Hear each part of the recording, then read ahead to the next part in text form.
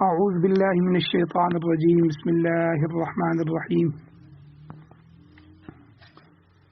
من جاء بالحسنہ جو شخص نیکی لے کر آیا فلہ خیر منہا پس اس کے لیے اس سے بہتر بدلہ ہوگا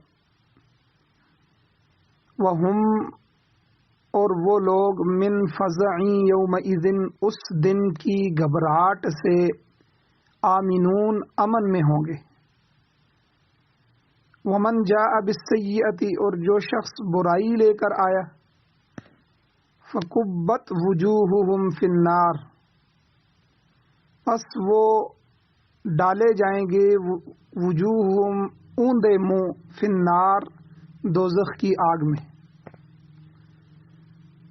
حل تجزون اور ان سے کہا جائے گا کہ نہیں تم بدلہ دیے جاتے الا ما کنتم تعملون مگر وہ جو تم کرتے تھے جو کچھ تم کرتے تھے انہی بدعمالیوں کا تمہیں بدلہ دیا جا رہا ہے انما امرت اے نبی آپ کہہ دیجئے کہ بے شک مجھے حکم دیا گیا ہے ان اعبد یہ کہ میں عبادت کروں رب هذه البلدہ اس شہر کے رب کی اس شہر کے پروردگار کی الذی حرمہا جس ذات نے اس شہر کو حرمت والا بنایا ہے وَلَهُ كُلُّ شَيْءٍ اور اسی اللہ کے لیے اسی پروردگار کے لیے ہے ہر چیز اسی کی ملکیت ہے اور اسی کے لیے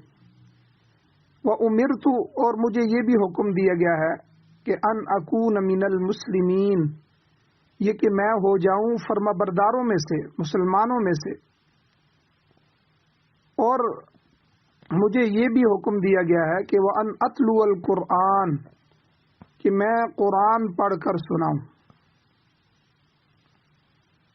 قرآن کی میں تلاوت کروں فمن اہتدی پس جو شخص بھی ہدایت پاتا ہے فإنما يهتدي لنفسه پس وہ ہدایت پاتا ہے اپنے نفس کے بھلے کے لیے جب کوئی ہدایت پہ آ جاتا ہے تو وہ کامیاب ہو جاتا ہے تو اپنی کامیابی کے لیے اپنے نفس کے لیے وہ ہدایت پاتا ہے ومن ضل اور جو شخص گمراہ ہو جاتا ہے فقل انما انا من المنذرین پس آپ کہہ دیجئے میں تو ڈر سنانے والوں میں سے ہوں میں تو ڈرانے والوں میں سے ہوں مجھے تو حکم دیا گیا ہے کہ ان کو ڈرائیے وقل الحمد للہ اور اے پیغمبر صلی اللہ علیہ وسلم آپ کہہ دیجئے کہ الحمد للہ تمام تعریفیں اللہ کے لیے سیریکم آیاتہ ان قریب وہ اللہ تم کو دکھائے گا اپنی نشانیاں فتعرفونہا پس تم ان کو پہچان لوگے وما ربک بغافل تمہارا پروردگار غافل نہیں ہے عما تعملون ان کاموں سے جو تم کرتے ہو سورہ نمل جو کہ قرآن مجید کی 27ویں سورت ہے اس کی آیات نمبر 99 سے لے کر 93 تک آپ کے سامنے تلاوت ہوئی ہیں اور آپ نے ان کا ترجمہ بھی سماعت فرمایا سورہ نمل مکمل ہو گئی ہے آج اس کا آخری درس ہے تو سب سے پہلے ربط آیات ہے کہ ان آیات کا گزشتہ آیات کے ساتھ گزشتہ مضمون کے ساتھ کیا تعلق گزشتہ آیات میں اللہ تعالیٰ نے کافروں اور مشرکوں کا رد کیا پھر اللہ نے توحید کے دلائل بیان فرمائے پھر اللہ نے اپنی صفات بیان فرمائی اللہ کی صفات کا ذکر ہوا پھر انسانوں کو نصیحت کی باتیں سمجھائی گئیں اور پھر سب سے آخر جو جزائے عمل ہے جب انسان یہاں دنیا میں عمل کر کے چلا جائے گا تو آخرت میں جب اس کا حساب کتاب ہوگا تو جزائے عمل کی منزل جو ہے اس کا اللہ نے ذکر فرمایا آج اکثر لوگ اکڑ دکھاتے ہیں اور انبیاء کی باتوں کو تسلیم نہیں کرتے، مگر جس دن سور پھونکا جائے گا تو سب گھبرا جائیں گے، سوائے ان لوگوں کے جنہیں اللہ محفوظ رکھے گا۔ اور اس دن کا منظر بھی اللہ نے گزشتہ آیات میں پیش کیا کہ اس دن پہاڑ بادلوں کی طرح اڑے گے، تحسبوها جامدہ وہی تمر مر السحاب، کہ تو ان کو یہ گمان کرے گا کہ یہ تو جمے ہوئے ہیں، ایک جگہ کھڑے ہیں، جم گئے، لیکن اللہ کہتے ہیں نہیں، وہ بادلوں کی طرح اڑیں گے، چلیں گے۔ اور پھر جزائے عمل کی منزل آئے گی، اللہ تعالیٰ ہر ایک کے عمل کا بدلہ دے گا۔ اب اسی سلسلے میں اللہ تعالیٰ نے اگلی آیات بھی جو آج کے درس میں ہیں یہ بھی ارشاد فرمائی۔ اللہ کہتے ہیں من جاء بالحسنۃ فلہ خیر منہا، جو شخص نیکی لے کر آیا تو اس کے لیے اس نیکی سے بہتر بدلہ ہوگا۔ کیونکہ اللہ کے ہاں ہر نیکی کا اجر کم از کم 10 گنا ہے۔ اگر کوئی آدمی کسی کو 10 روپے دے اور وہ آگے سے اس کو 100 روپے لوٹائے تو کتنا نفع ہو گیا؟ یا 10 روپے کی چیز 100 روپے میں بیچی تو کتنا؟ تو یہ تو اللہ کے ہاں عام درجہ ہے، سب سے کم ترین درجہ، ہر نیکی کا کم از کم جو اجر ہے، کم از کم بدلہ ہے، وہ 10 گنا ہے۔ سورہ انعام کی آیت نمبر 161 میں اللہ تعالیٰ نے فرما دیا من جاء بالحسنۃ فلہ 10 امثالھا، کہ جو نیکی لے کر آئے گا، نیکی کرے گا، اس کے لیے اس کے 10 گنا ہے، 10 گنا اس کو دنیا میں دیا جائے گا، اس کا بدلہ دیا جائے گا۔ پھر اس کے بعد خلوص نیت کو دیکھا جاتا ہے، اعمال کو دیکھا جاتا ہے، تو خلوص نیت اور اعمال کے اعتبار سے اجر اس سے بھی زیادہ ہو سکتا ہے۔ سورہ بقرہ آیت نمبر 261 میں اللہ تعالیٰ فرماتے ہیں واللہ یضاعف لمن یشاء واللہ واسع علیم، اللہ تعالیٰ جس کے لیے چاہے مزید اجر بڑھا دیتا ہے، یعنی کم از کم 10 گنا ہے، اس کے بعد جس کے لیے چاہتا ہے بڑھا دیتا ہے۔ کیوں؟ کہ واللہ واسع علیم، وہ اللہ بڑی وسعت والا ہے، وہ کوئی کنجوس نہیں ہے یا اس کے پاس خزانے تھوڑے ہیں، ایسا نہیں ہے، وہ اللہ واسع بڑی وسعتوں والا ہے، اور علیم ہر چیز کو جاننے والا ہے کہ کس کی چیز میں اخلاص کتنا ہے۔ تاہم شرط یہ ہے کہ نیکی ایسی ہو جو اللہ کے ہاں مقبول ہو۔ اگر نیکی مقبول نہیں ہے، نامقبول ہے، تو اس کا کوئی اجر بھی نہیں ملے گا۔ سورۃ الانبیاء کی آیت نمبر 94 میں اللہ تعالیٰ فرماتے ہیں فَمَن يَعْمَلْ مِنَ الصَّالِحَاتِ وَهُوَ مُؤْمِنٌ فَلَا كُفْرَانَ لِسَعْيِهِ، جس شخص نے کوئی نیک عمل کیا، وَهُوَ مُؤْمِنٌ، شرط یہ ہے کہ وہ مومن ہو، فَلَا كُفْرَانَ لِسَعْيِهِ، تو اس کی محنت کی ناقدری نہیں کی جائے گی، بلکہ اس کی نیکی عند اللہ مقبول ہوگی، اللہ کے ہاں اس کو قبول کیا جائے گا۔ تو بہرحال مقبول نیکی کا بدلہ کم از کم 10 گنا ہے۔ البتہ صحیح حدیث میں آتا ہے کہ جو شخص اللہ کے دین کی اقامت کے لیے، اللہ کے دین کو قائم کرنے کے لیے اور اللہ کے دین کی اشاعت کے لیے جہاد کرتا ہے کہ اللہ کا دین غالب آ جائے، تو وہ اگر خدا کی راہ میں 1 درم خرچ کرتا ہے، یعنی جہاد کے لیے بھی نکل رہا ہے اور اپنی جان بھی اللہ کے ہاں پیش کر رہا ہے اور اپنا مال بھی خود اپنے اوپر خرچ کر رہا ہے، تو وہ 1 درم خرچ کرتا ہے تو اس کا بدلہ 700 درم یا اس سے بھی زیادہ ہوگا۔ آپ دیکھیں عام نیکی کا بدلہ 10 گنا ہے، لیکن اللہ نے جہاد کی برکت سے، اپنے دین کے غلبے کی برکت سے اس کا سودا مہنگا کر دیا، اس کا بدلہ زیادہ کر دیا. اب کتنا ہے؟ اب ایک کے بدلے میں 700 درہم یا اس سے بھی زیادہ. تاہم دوسری بات یہ یاد رکھیں، یہ نیکی کا بدلہ 10 گنا ہے. اگر کوئی برائی کرتا ہے تو پھر یہ بھی میرے رب کا کرم ہے، میرے رب کی مہربانی ہے کہ اللہ تعالیٰ برائی کرنے والے کو 10 برائیوں کا گناہ نہیں دیتا، بلکہ اس میں اللہ نے اتنی رحمت اور شفقت فرمائی کہ اگر کوئی برائی کرتا ہے تو اس کا بدلہ ایک سے زیادہ نہیں ہوگا، کیونکہ اللہ تعالیٰ کا فیصلہ ہے. سورہ انعام آیت نمبر 160 میں اللہ فرماتے ہیں وَمَنْ جَاءَ بِالسَّيِّئَةِ فَلَا يُجْزَى إِلَّا مِثْلَهَا، یعنی جو کوئی بھی برائی لے کر آئے گا فَلَا يُجْزَى، تو اس کو بدلہ نہیں دیا جائے گا الا مثلہا، مگر اس برائی کے برابر، اس برائی کے برابر اس کو بدلہ دیا جائے گا. کیونکہ اللہ تعالیٰ مہربان ہے، اللہ کی ذات بڑی شفیق ذات ہے. اب اللہ نے یہاں یہ ضابطہ بنا دیا، یہ بھی اللہ کی رحمت کی کھلی نشانی کہ جب نیکی کی بات آئی تو کم از کم درجہ جو ہے وہ اللہ نے 10 گنا رکھا ہے، اور اس کے بعد بڑا درجہ ہے.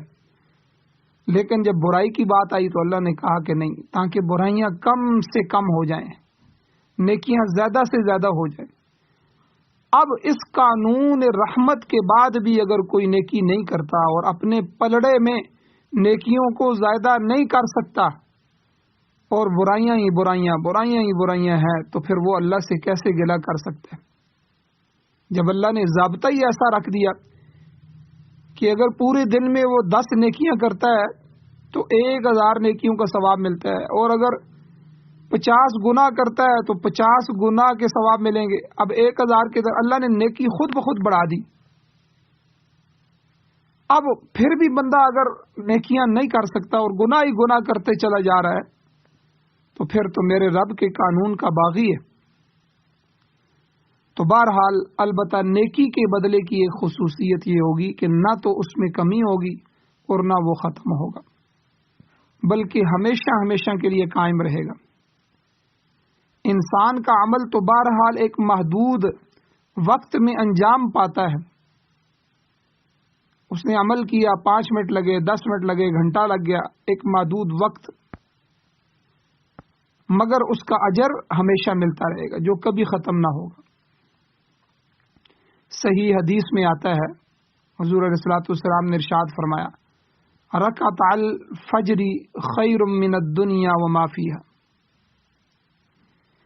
کہ قبل از نماز فجر کی نماز سے پہلے جو 2 سنتیں ہیں ان کی ترغیب اور ان کی فضیلت حضور نے بیان فرمائی. فرمایا کہ فجر کی نماز سے پہلے 2 سنتوں کا پڑھنا خیر من الدنیا وما فیہا، دنیا وما فیہا سے بہتر. مطلب یہ ہے کہ دنیا کی نعمتیں تو کبھی نہ کبھی ختم ہونے والی ہیں، مگر ان 2 سنتوں کا اجر ہمیشہ ملتا رہے گا. اسی بنا پر فرائض سے پہلے فجر کی 2 سنتوں کی بڑی تاکید آئی ہے. ان کو جو مؤکدہ کہا جاتا ہے وہ اسی وجہ سے کہا جاتا ہے کہ یہ ان کی بڑی تاکید فرمائی حضور نے، ان کو بر وقت ادا کرنا چاہیے. حضور علیہ الصلوۃ والسلام دوران سفر بھی ان سنتوں کا اہتمام کرتے تھے. حالانکہ سفر میں صرف فرض ہیں اور فرض بھی آدھے ہو جاتے ہیں، سنتیں نفلوں کی جگہ آ جاتی ہیں، لیکن حضور علیہ الصلوۃ والسلام دوران سفر بھی ان سنتوں کا اہتمام کرتے تھے. تو جب سفر کے دوران بھی اہتمام کرتے تو ان کی تاکید ثابت ہو گئی کہ یہ سنت مؤکدہ ہیں، اور سنت مؤکدہ بھی قریب الواجب ہیں کہ اتنی تاکید کہ حضور سفر میں بھی ان کو نہیں چھوڑتے. تو فرمایا اللہ تعالیٰ نے کہ جو شخص نیکی یا بھلائی لے کر آئے گا تو اس کے لیے اس نیکی سے بہتر بدلہ ہوگا. اب سوال پیدا ہوتا ہے کہ بہتر بدلہ کیا ہے اور کیسے ہے؟ بعض مفسرین نیکی سے کلمہ توحید مراد لیتے ہیں، لا الہ الا اللہ، اور بعض اسے مطلق اطاعت پر محمول کرتے ہیں۔ لہذا نماز، روزہ، زکوٰۃ، حج، جہاد، خیرات اور دیگر عبادات یہ سب نیکی میں شمار ہوتی ہیں، اور جو بدلہ ان کا ملے گا وہ جنت کی آسائشیں ہوں گی، جن میں عمدہ قسم کے کھانے ہیں، فروٹ ہے، شہد کی نہریں ہیں، دودھ کی نہریں ہیں، شرابن طہورہ کی نہریں ہیں، پہننے کے لیے ریشم اور کمخاب کا عمدہ لباس ہے، رہنے کے لیے بہترین کوٹھیاں اور بالاخانے ہیں، محلات ہیں، پھر جنت کی پاکیزہ بیویاں ہیں، پھر حوریں ہیں، پھر غلمان ہیں، وغیرہ وغیرہ، یہ سب اس میں شامل ہے۔ اب سوال یہ پیدا ہوتا ہے کہ ایمان اور اطاعت کی نسبت یہ چیزیں کیسے بہتر ہو سکتی ہیں، کیونکہ ایمان اور اطاعت تو ان مادی چیزوں سے بلند ہے۔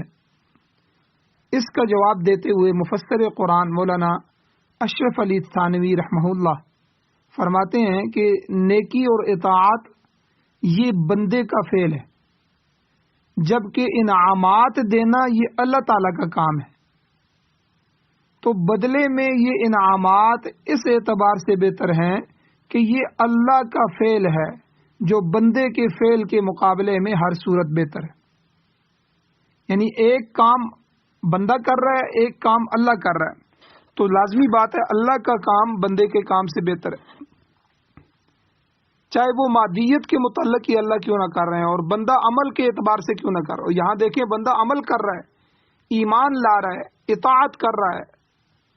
اب ایمان اور اطاعت اور اعمال کے مقابلے میں یہ دنیا اور دنیا کی چیزیں کیا، ان کا کیا حیثیت، کیا مرتبہ ہے؟ مادی چیزوں کا کوئی مرتبہ نہیں۔ لیکن حضرت تھانوی رحمہ اللہ، اشرف علی تھانوی رحمۃ اللہ علیہ فرماتے ہیں کہ یہ جو فعل ہے ایمان اور اطاعت کا، یہ بندہ کر رہا ہے، اور اس کے بدلے میں جنت کون دے رہا ہے، انعامات کون دے رہا ہے، وہ اللہ کا فعل ہے، اللہ دے رہا ہے۔ تو لازمی بات ہے اللہ کا فعل جب بندے کے فعل کے مقابلے میں آئے تو وہ ہر صورت میں بہتر ہے۔ سبحان اللہ، کتنا بہترین جواب دیا۔ بہرحال آگے اللہ تعالیٰ نے فرمایا وَهُم مِّن فَزْعٍ يَوْمَئِذٍ آمِنُونَ، اور یہ نیکی کرنے والے لوگ قیامت والے دن گھبراہٹ سے مامون ہوں گے، محفوظ ہوں گے، بچا لیے جائیں گے۔ یعنی اس دن انہیں کوئی دہشت نہیں ہوگی، کوئی پریشانی نہیں ہوگی، اور یہ اللہ تعالیٰ کی حفاظت میں ہوں گے۔ گزشتہ درس میں بھی آپ نے سنا، گزر چکا ہے کہ جب سور پھونکا جائے گا تو اس حالت میں زمین و آسمان میں رہنے والے سب گھبرا جائیں گے، مگر وہ بچ جائیں گے جنہیں اللہ چاہے گا۔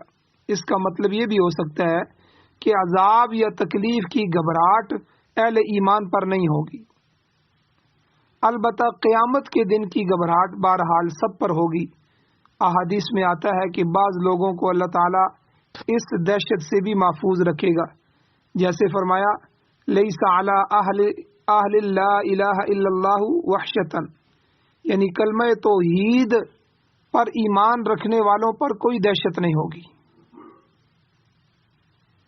جب وہ قبروں سے نکلیں گے تو انہیں کسی حد تک سکون حاصل ہوگا، اگرچہ قیامت کی دہشت عام ہوگی۔ وہ جو منظر سامنے ہوگا کہ لوگ قبروں سے نکل رہے ہیں اور دنیا گر رہی ہے، پہاڑ روئی کی گالوں کی طرح اڑ رہے ہیں، یہ دہشت زدہ منظر ہوگا، اور یہ دہشت ہر ایک پہ ہوگی، لیکن ایمان کی وجہ سے، کلمے کی وجہ سے کلمے والے سکون میں ہوں گے۔ آگے اللہ تعالیٰ نے فرمایا، یہ تو نیکی کے متعلق فرما دیا، اب برائی کا فرمایا، برائی کا بدلہ کیا ہوگا؟ ومن جاء بالسیئۃ، جو شخص برائی لے کر آیا، یعنی جس کے نامہ اعمال میں برائیاں ہی برائیاں ہوں گی، اللہ فرماتے ہیں فکبت وجوہہم فی النار، ان لوگوں کو اوندے منہ، الٹا کے، الٹا منہ دوزخ کی آگ میں گرایا جائے گا۔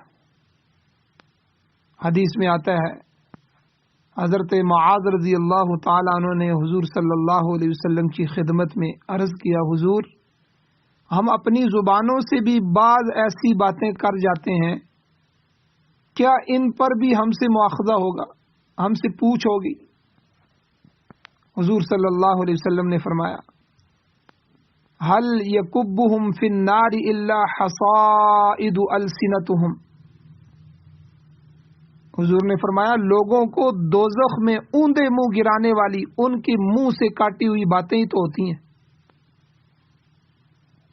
لوگ اکثر زبان دراز ہوتے ہیں اور زبان کو جائز ناجائز چلاتے رہتے ہیں، جو ان کے لیے جہنم کا باعث بن جاتی ہے۔ تو زبان سے ہی تو بندہ بات کرتا ہے۔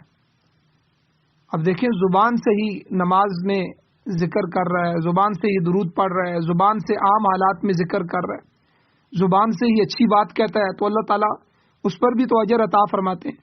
تو زبان سے ہی کسی کو تکلیف دے رہا ہے، زبان سے ہی جھگڑا کر رہا ہے، زبان سے ہی گالی گلوچ کر رہا ہے، تو حضور نے یہی فرمایا، هل يكبهم في النار الا حصائد السنتهم، کہ دوزخ میں لوگوں کو جو اوندے منہ گرانے والی ہے ان کے منہ سے کاٹی ہوئی باتیں ہیں۔ اور آگے اللہ نے فرمایا ان لوگوں سے پھر یہ کہا جائے گا، هل تجزون الا ما كنتم تعملون، کیا تمہارے اعمال ہی کا بدلہ نہیں دیا جاتا؟ تم پر کوئی زیادتی تو نہیں ہوگی، بلکہ جو کچھ دنیا میں کر کے آئے ہو، جو تم اعمال کرتے رہے ہو، جو نافرمانیاں اور گناہ کرتے رہے ہو، آج اسی کا بھگتان کرو، آج اسی کو بھگتنا ہوگا۔ یہ تو عام مقولہ بھی ہے کہ جو کرتا ہے وہ بھرتا ہے، جیسا کرو گے ویسا بھرو گے۔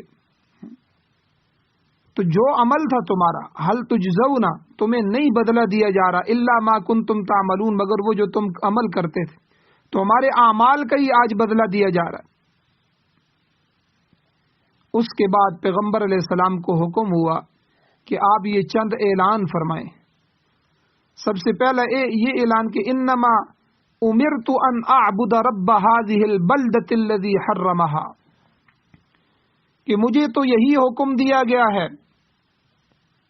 ان اعبد رب هذه البلدة، کہ میں اس شہر کے پروردگار کی عبادت کروں، الذي حرمها، کہ جس نے اس کو عزت والا حرمت والا بنایا۔ تو اس شہر سے مراد مکہ معظمہ ہے، جس کو اللہ تعالیٰ نے محترم بنایا ہے، مکہ کو اللہ نے عزت والا حرمت والا بنایا۔ خود قرآن مجید میں سورہ آل عمران آیت نمبر 96 میں اللہ فرماتے ہیں، ان اول بیت وضع للناس للذی ببکۃ مبارکا وہدی للعالمین، یہ وہ شہر مکہ ہے جس میں اللہ تعالیٰ کی عبادت بجا لانے کے لیے سب سے پہلا گھر تعمیر کیا گیا۔ ان اول بیت، سب سے پہلا گھر، وضع للناس، جو لوگوں کے لیے بنایا گیا عبادت کرنے کے لیے، للذی ببکۃ، وہ مکہ کا شہر ہے، مبارکن، یہ بڑا بابرکت مقام ہے، وہدی للعالمین، اور جہان والوں کے لیے مرکز ہدایت ہے۔ دراصل مکہ شہر کی آبادی تو بعد میں ہوئی، البتہ یہ محترم گھر جو ہے بیت اللہ، یہ پہلے تعمیر ہو چکا تھا۔ تو یہ گھر یعنی عبادت خانہ حضرت آدم علیہ السلام نے سب سے پہلے اللہ کے حکم سے تعمیر کیا تھا۔ پھر اس کے بعد جو حوادثات زمانہ تھے، سیلاب آئے اور دوسرے حوادث آئے، ان کی وجہ سے اس کی عمارت گر گئی۔ بعد میں پھر حضرت ابراہیم علیہ السلام نے تعمیر کیا، مگر اللہ کے نبی وہاں آ کر طواف کرتے تھے اور دعائیں کیا کرتے تھے۔ پھر اللہ تعالیٰ نے خانہ کعبہ کی تعمیر نو جو کروائی، حضرت ابراہیم علیہ السلام کے ہاتھوں سے کرائی۔ اس وقت بھی وہاں کوئی آبادی نہ تھی، آپ نے حضرت اماں ہاجرہ اور حضرت اسماعیل علیہ السلام ان کو وہاں ٹھہرایا۔ تو پھر آہستہ آہستہ مکہ شہر آباد ہو گیا۔ حرم کی حدود شہر مکہ سے کئی میل باہر ہیں، جس کے خاص احکام بھی ہیں شریعت میں۔ ان حدود کے اندر نہ تو خود رو جو گھاس ہوتی ہے جو خود بخود اگاتی ہے، یہ گھاس بھی کاٹی نہیں جا سکتی، نہ درخت کاٹے جا سکتے ہیں، نہ شکار کیا جا سکتا ہے، نہ لڑائی جھگڑا کرنا کسی سے جائز ہے۔ کیوں؟ کیونکہ یہ حرمت والا خطہ ہے. تو اس گھر کے مالک نہیں، قریش خاندان کو پورے عرب میں عزت بخشی. قریش اپنے آپ کو خاندانی طور پر بھی بڑا سمجھتے تھے، یعنی ان میں قومیت کی خرابی پیدا ہو گئی تھی، ہماری قوم، ہمارا قبیلہ. مگر اللہ تعالیٰ نے ان کو بھی یہی حکم دیا، فَلْيَعْبُدُوا رَبَّ هَذَا الْبَيْتِ. سورہ قریش کی آیت نمبر 3 ہے کہ تم بھی اسی گھر کے رب کی عبادت کرو، کفر سے بچو، شرک سے دور ہو جاؤ اور معصیت اور گناہوں سے بچ جاؤ. بہرحال مکہ شہر جو ہے یہ محبان الہی کی بستی ہے، یہ اللہ والوں کی بستی ہے، لوگ اس کی طرف کھینچے چلے آتے ہیں. اللہ تعالیٰ نے اس امن والے شہر کی قسم بھی کھائی ہے. سورۃ التین کی آیت نمبر 3 ہے، وَهَذَا الْبَلَدِ الْأَمِينَ. اس امن والے شہر کی اللہ تعالیٰ قسم اٹھا رہے ہیں. اور اللہ تعالیٰ نے اس شہر میں بڑی کشش رکھی ہے. جب مکہ فتح ہوا تو فتح مکہ کے دن حضور علیہ الصلوۃ والسلام نے فرمایا تھا کہ یہ شہر ہمیشہ کے لیے مرکز اسلام رہے گا، اب کسی غیر مسلم کو اس پر تسلط حاصل نہیں ہوگا. جب تک اس شہر میں واقع بیت اللہ شریف موجود ہے دنیا قائم ہے. اور حضور علیہ الصلوۃ والسلام نے یہ بھی فرمایا حدیث میں، قرب قیامت میں ایک حبشہ کا کالا پست قد، جس کا قد پست ہوگا اور وہ موٹی پنڈلیوں والا شخص ہوگا، وہ اس بیت اللہ کو گرا دے گا. جب قیامت قائم ہونی ہوگی تو بالکل قرب قیامت میں حضور نے یہ نشانی بھی بتائی ہے کہ حبشہ کا پست قد اور موٹی پنڈلیوں والا شخص اس کو گرائے گا، اس کے بعد جلدی قیامت برپا ہو جائے گی. تو اللہ نے اس خطے میں وہ خیر و برکات رکھی ہیں جو دوسرے دنیا کے کسی خطے میں نہیں ہے. فرمایا مجھے اس شہر کے پروردگار کی عبادت کرنے کا حکم دیا گیا. وَلَهُ كُلُّ شَيْءٍ. اور ہر چیز اسی پروردگار کی ملک ہے، ملکیت میں ہے. ہر چیز کا خالق وہ رب ہے، ہر چیز کا مالک وہ رب ہے، اور متصرف بھی وہی ہے جو چاہے ان کے ساتھ کرے. اور دوسرا حکم اللہ کے نبی صلی اللہ علیہ وسلم کو اللہ تعالیٰ نے فرمایا کہ وہ امرت ان اکون من المسلمین. مجھے تو حکم دیا کیا ہے میں اس کے فرمانبرداروں میں سے ہو جاؤں، اپنے آپ کو ہماتن ہمیشہ ہر وقت اللہ تعالیٰ کے سپرد کر دوں، کیونکہ اسلام کا معنی ہی اطاعت اور فرمانبرداری ہوتا ہے. مطلب یہ کہ میں احکام الہی کی ظاہراً بھی تعمیل کرنے والا بن جاؤں اور باطناً بھی تعمیل کرنے والا بن جاؤں. اللہ کا حکم جب سامنے آئے تو پھر کسی بادشاہ، کسی بڑے کا، کوئی والدین، کوئی برادری، کسی کا حکم نہ آئے، بس احکام الہی کی تعمیل ہو اور میرا جسم ظاہر بھی بتا رہا ہو کہ یہ اللہ کی تعمیل میں لگا ہوا ہے، میرا باطن بھی اللہ کی حکم کی طرف متوجہ ہو جائے. یہ ہم نماز پڑھتے ہیں تو نماز اللہ کا حکم ہے، رمضان کے روزے رکھتے ہیں تو روزے اللہ کا حکم ہے، زکوٰۃ اللہ کی طرف سے فرض ہے، حکم ہے. اب زکوٰۃ دیتے ہوئے بندہ ہاتھوں سے زکوٰۃ بھی دے رہا ہو اور دل سے خوش بھی ہو کہ میرے رب نے مجھے مال خرچ کرنے کا حکم دیا ہے اور میں اپنے رب کے حکم پر اور اس کے خوش ہونے پر میں اپنے رب کے حکم کی تعمیل کر رہا ہوں، تو جہاں ہاتھ رقم دے رہے ہوں وہاں دل خوشی سے پھٹ رہا ہو کہ میں اپنے رب کے حکم کو پورا کر رہا ہوں، میں اللہ کو خوش کر رہا ہوں. تو انسان ظاہراً اور باطناً، باہر سے اور اندر سے اللہ کے حکم کی تعمیل کرنے والا ہو. تو یہ دوسرا حکم دیا کہ اللہ کے فرما برداروں میں سے بن جاؤ. وَأُمِرْتُ أَنْ أَكُونَ مِنَ الْمُسْلِمِينَ. تیسرا حکم اللہ نے کیا دیا؟ تلاوت قرآن مجید کا. حضور نے فرمایا اس کے علاوہ مجھے یہ بھی حکم دیا گیا وَأَنْ أَتْلُوَ الْقُرْآنَ، کہ میں قرآن پاک کی تلاوت کروں، یعنی لوگوں کو میں قرآن پڑھ پڑھ کر سناؤں. یاد رکھیں تلاوت قرآن دو مقاصد کے لیے ہوتی ہے.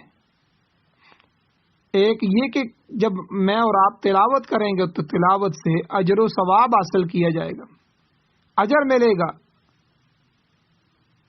اور جس شخص کا ایمان اور عقیدہ درست ہے اسے ایک ایک حرف کی تلاوت پر اللہ تعالیٰ 10 نیکیاں عطا فرماتے ہیں۔ آپ اندازہ لگائیں، ایک حرف کی تلاوت پر 10 نیکیاں مل رہی ہیں، تو ظاہر بات ہے تلاوت کا ایک مقصد تو یہ ہے کہ میرا نامہ اعمال بھر جائے، مجھے بہت ساری نیکیاں مل جائے، اور اس تلاوت کا دوسرا مقصد یہ ہے کہ اس کو سمجھا جائے۔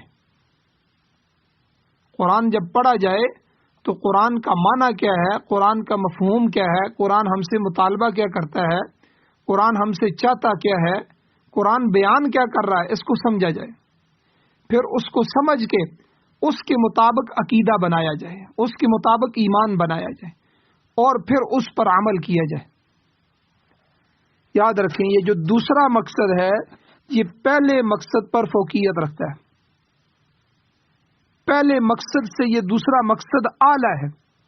اور ہم کیا کرتے ہیں، ہم قرآن مجید کی تلاوت اس لیے کرتے ہیں، ایک تو قرآن مجید کو سیکھتے بھی نہیں ہیں، قرآن کے تلفظ، قرآن کی ادائیگی، قرآن کے لفظوں کے مخارج اور صفات کے ساتھ ان کو ادا کرنا یہ ضروری ہے۔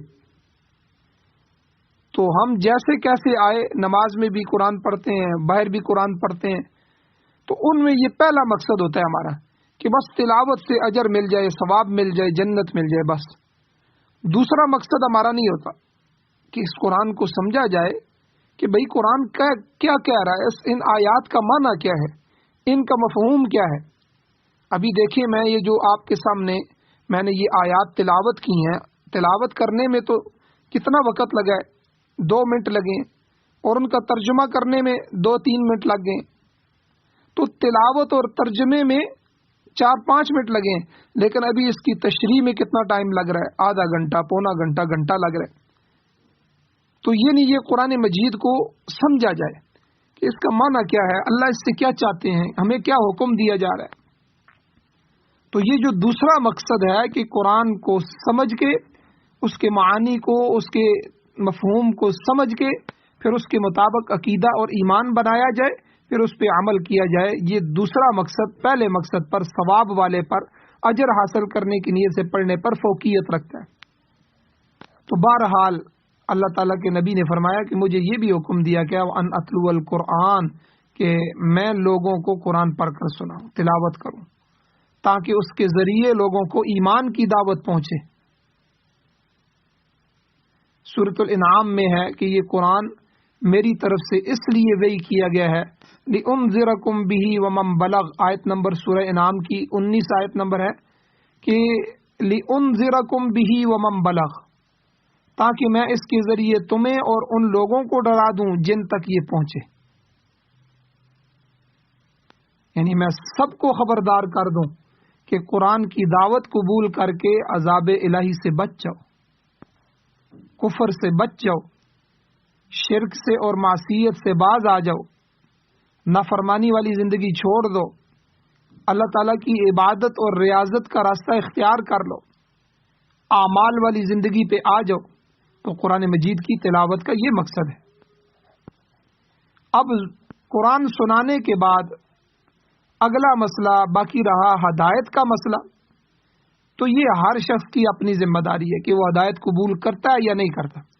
اب ہم بھی قرآن سنتے ہیں، قرآن کا ترجمہ بھی سنتے ہیں، تفسیر بھی سن رہے ہیں، اب ہم قرآن کو اپنا جو ہے وہ مقتدا اور ہادی بناتے ہیں یا نہیں بناتے، یہ ہر ایک بندے کے اختیار میں، یہی تو امتحان ہے، اسی امتحان سے تو ہم گزر رہے۔ اسی کو آگے اللہ تعالیٰ نے فرمایا فَمَنِ اهْتَدَى فَإِنَّمَا يَهْتَدِي لِنَفْسِهِ، جو کوئی ہدایت قبول کرتا ہے تو وہ اپنے ہی نفس کے لیے کرتا ہے، ہدایت کا فائدہ کس کو ہوگا؟ خود اسی کی ذات کو ہوگا۔ تمہاری ہدایت قبول کرنے سے اللہ تعالیٰ کو تو کچھ فائدہ نہیں ہوگا، بلکہ تمہارا ہی فائدہ ہے کہ تم خدا کے کامل بندے بن جاؤ گے، اور جب خدا کے بندے بن جاؤ گے اور اللہ کے کامل ترین بندوں کی لسٹ میں، فہرست میں شامل ہو جاؤ گے، تو پھر اس کے انعامات کے مستحق بن جاؤ گے۔ اور قرآن میں اللہ نے کیا فرمایا؟ اولئک الذین انعم اللہ علیہم من النبیین والصدیقین والشہداء والصالحین. نبی، صدیق، شہداء اور صالحین، یہ 4 درجے ہیں کہ جن پر اللہ نے انعام فرمایا. اب نبی تو کوئی بن نہیں سکتا، لیکن صدیق تو بن سکتے ہو، اللہ کے راستے میں جان پیش کر کے شہید بھی بن سکتے ہو، صالحین اللہ والے اولیاء اللہ تو بن سکتے ہو. تو اس لیے تمہارا ہی فائدہ ہے کہ اللہ کے کامل ترین بندے بن کے اس کے انعامات کے مستحق بن جاؤ گے. فمن اہتدی فانما یہتدی لنفسہ ومن ضل، اچھا، اور جو شخص گمراہ رہا، اس نے ایمان اور توحید کو قبول نہ کیا بلکہ کفر اور شرک میں ہی مبتلا رہا، معصیت کا ارتکاب کرتا رہا، گناہوں کی زندگی گزارتا رہا، تو یہ اس کی اپنی ذمہ داری ہے. اللہ تعالیٰ نے فرمایا فقل، اے میرے پیغمبر آپ ان سے کہہ دیں، انما انا من المنذرین، میں تو ڈر سنانے والوں میں سے ہوں، میں تو تبلیغ کا حق ادا کرنے والے میں سے ہوں، مجھے تو کہا گیا ہے کہ دعوت و تبلیغ کرو. اللہ کے نبی صلی اللہ علیہ وسلم خود اٹھتے تھے، بازار میں جاتے تھے، بازاروں میں اور ہر جگہ جا کے تبلیغ کرتے تھے. تو انما انا من المنذرین، میں تو ڈرانے والوں میں سے ہوں، میں تو تبلیغ کا حق ادا کر دیا ہے، اللہ کا پیغام میں نے پہنچا دیا ہے. اب اسے قبول کرنا یا نہ کرنا تمہاری ذمہ داری ہے. اگر ہدایت کو قبول کرو گے تو نجات پاؤ گے، اللہ کے ہاں درجات ملیں گے، اللہ کا قرب نصیب ہوگا، جنتیں نصیب ہوں گی، جنت کے انعامات کے مستحق ٹھہرو گے. لیکن اگر ہدایت کو قبول نہیں کرو گے تو تمہاری گمراہی تم پر پڑے گی، اس کا نقصان خود تم کو ہی ہوگا.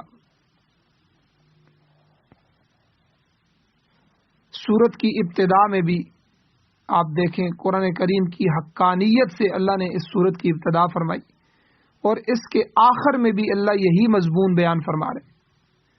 اب آخری آیت میں دیکھیں اللہ فرماتے ہیں وقل الحمد، ایک اعلان اور فرمائیے، وقل، اے میرے پیغمبر آپ یہ کہہ دیجئے کہ الحمدللہ، وقول الحمدللہ، کہ سب کی سب تعریفیں اللہ کے لیے ہیں،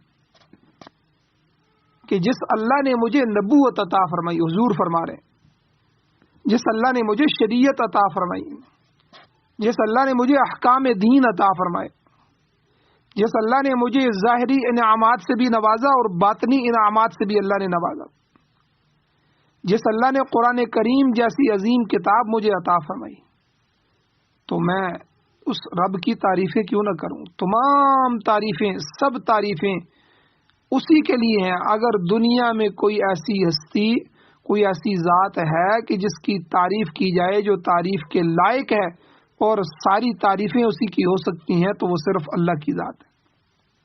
وقل الحمدللہ، آپ لوگوں کو کہیں کہ تمام تعریفیں اللہ کی ہیں. سیریکم آیاتہ، وہ ان قریب اللہ تمہیں اپنی نشانیاں دکھا دے گا. فتعرفونہا، پھر تم ان کو پہچان بھی لوگے. اب نبی آخر الزمان صلی اللہ علیہ وسلم کی بعثت اور شق القمر کی نشانیاں تو تم نے دیکھ لی ہیں، اپنی آنکھوں سے دیکھا کہ حضور نے اشارہ فرمایا اور چاند ٹکڑے ہو گیا. اب ان قریب عیسیٰ علیہ السلام کا نزول ہوگا، دجال کا خروج ہوگا، دجال نکلے گا، پھر عیسیٰ علیہ السلام اس کو قتل کرنے کے لیے آئیں گے، یہ بھی دیکھ لو گے. اور بڑی بڑی نشانیاں ہیں. فتعرفونہا، کہ سیریکم آیاتہ، اللہ تمہیں ان قریب اپنی وہ نشانیاں دکھائے گا، پس تم ان نشانیوں کو پہچان لو گے. تو لہٰذا اب بھی وقت ہے کہ ایمان لے آؤ. اگر اپنی ضد پر اڑے رہو گے تو وما ربک بغافل عما تعملون، تو اللہ تعالیٰ تمہاری کارکردگی سے، تمہارے اعمال سے غافل نہیں ہے. تمہارا ہر عمل اس اللہ کی نگاہ میں ہے اور اسی کے مطابق تمہیں بدلہ دے گا. کوئی اچھا عمل ایمان کے بعد لے کے آؤ گے تو اللہ تعالیٰ تمہیں اس کے حساب سے بدلہ دے گا، اور اگر برا عمل لے کے آؤ گے، برائی لے کے آؤ گے، اس کے حساب سے اللہ بدلہ دے گا. اللہ تعالیٰ سے دعا ہے اللہ ہمیں عمل کی توفیق عطا فرمائے. وآخر دعوانا الحمد للہ رب العالمین.